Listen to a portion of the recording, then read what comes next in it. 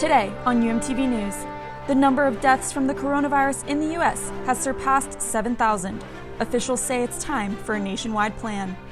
Plus, 2 cruise ships with sick passengers on board have been given the okay to come into port off the coast of Florida. And how one family is doing everything possible to give their kids the Disney trip they've been waiting for. And we're going to Disney World! These stories and a lot more ahead. UMTV News starts right now.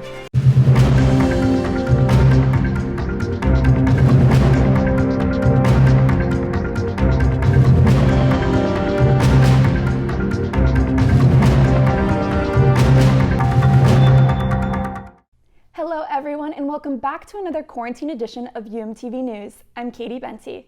The coronavirus outbreak is not showing any signs of slowing down. The U.S. saw more than 14,000 new cases in just a few hours on Wednesday, and officials warn the peak is still some 2 weeks away. Stay-at-home orders now affect 80% of Americans and growing. On the frontliners, the need never seems to end. Everyone requires oxygen. Everyone is borderline critical. In New York, as the numbers grow, so does the warning. 16,000 deaths in New York. That means you're going to have tens of thousands of deaths outside of New York. It's a New York problem today. Tomorrow, it's a Kansas problem and a Texas problem and a New Mexico problem. More than 30 states now have statewide stay-at-home orders. The latest is here in Florida, the country's third most populous state. Our governor reversing course today amid a mounting pressure. At this point, I think even though there's a lot of places in Florida that have very low infection rates, it makes sense to make this move now. In Louisiana, New Orleans officials say they could run out of ventilators this week as new hotspots add to the strain. Holyoke, Massachusetts is now on the radar. The governor there ordering an investigation into why several veterans died from coronavirus at one facility. In Albany, Georgia, one hospital has recorded more than 20% of that state's coronavirus deaths. It's very hard to see someone close to your age in there fighting for their life. In the pandemic's U.S. epicenter, 1,400 have tested positive at the NYPD alone. Hundreds of additional EMT paramedics and ambulances are being brought in to answer the city's surge in 911 calls. The Army asking 10,000 reserve members with a medical background to return.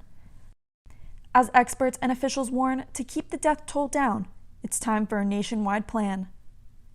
We need people to do their part, social distancing as a part of it. We also need the federal government to do a lot more too, because that rationing of ventilators, the rationing of supplies, that's also going to be what leads to unnecessary deaths.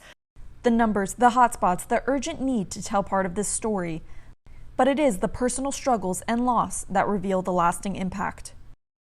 They took a walkie-talkie and they placed the walkie-talkie right by her bedside on the pillow. Elijah Ross Rutter and his 5 siblings couldn't be next to their mother to say goodbye last month. It's a moment that nobody really ever wants to be in. I told her I loved her. I told her everything's going to be all right with the kids. Sunday Rutter, who survived stage 4 breast cancer, was 42. Besides staying inside, people should also start wearing face masks when in public. That, according to officials who say new data suggests people who do not show any symptoms may be fueling the spread of the virus. When we talk or simply breathe, we release droplets into the air.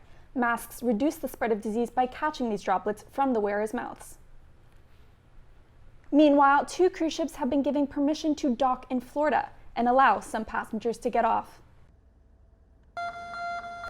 Hundreds are showing flu-like symptoms on Holland America's Zandam ship. 4 people died on board the ship and others have tested positive for COVID-19.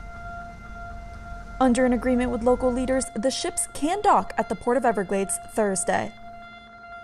Healthy passengers can get off and go home, but anyone who is sick must stay on the ships, where they will be treated.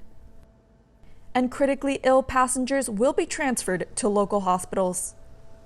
Of course, my concern is simply that we have worked so hard to make sure we have adequate hospital space in the event of a COVID-19 surge that we wouldn't want those valuable beds to be taken because of the cruise ship. Meanwhile, healthy travelers will be taken to airports from the cruise ship so they can catch flights home. While these families are just now getting home from vacation, one Florida family is doing everything possible to salvage theirs. After their Disney trip was canceled due to the coronavirus pandemic, Mom and Dad got really creative so that their 3 kids would still have a fun day at home. You've been stuck at home for days. What are you going to do next? And we're going to Disney World! John and Gina Carlisle gave their 5- and 2-year-old sons and their 10-month-old daughter a special virtual day at Disney. We were planning on a Disney trip since we moved to Oklahoma from Orlando, and we were super bummed that we didn't actually get to take it because of everything that's going on. Gina said it's not going to stop them from having a magical time at home.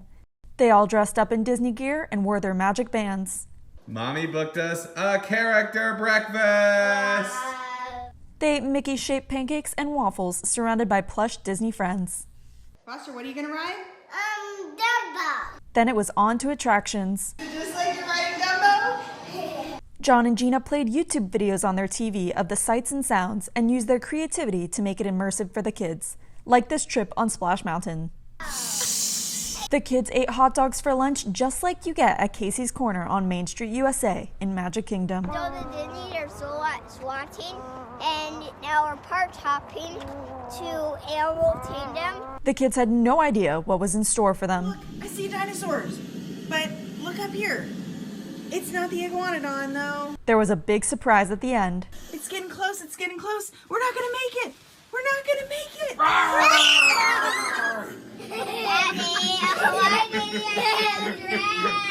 I think probably Dinosaur was my favorite. I've watched that video back probably easily 20 times because their reaction when John jumped out with our friend Rex here was just too good.